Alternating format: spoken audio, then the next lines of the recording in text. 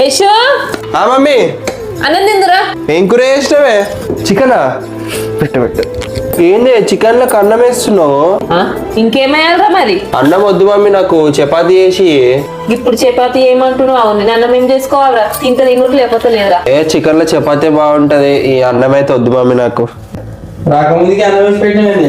నీకేలేదు ఏషియానికి వేసిన, నాకు చపాతీ కావాలని అన్నం వద్దని వెళ్ళిపోయిండు. చపాతి చేసి మనడు పోయిండని చెప్తున్నావు. 2 రొట్టెలు చేసి అయిపోతుంది అని వాడు తినకుంటుంటే చేసి ముందరైతే పిల్లలు అడగంగానే చేసి రాదే అనుకుంటే అన్నిటికీ మధ్యలో వస్తాడు, చేసేది ఏర్పడుతుంది. ఈయనగా అనుకున్నారు పిల్లలు ఎవరికన్నా ఉన్నారో లేరో. చేసి అనగానే అయిపోతుంది.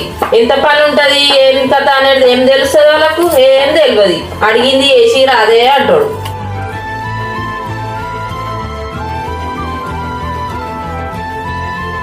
చపాతి అన్నది కావాలంటారు, చేసింది తినాలరా.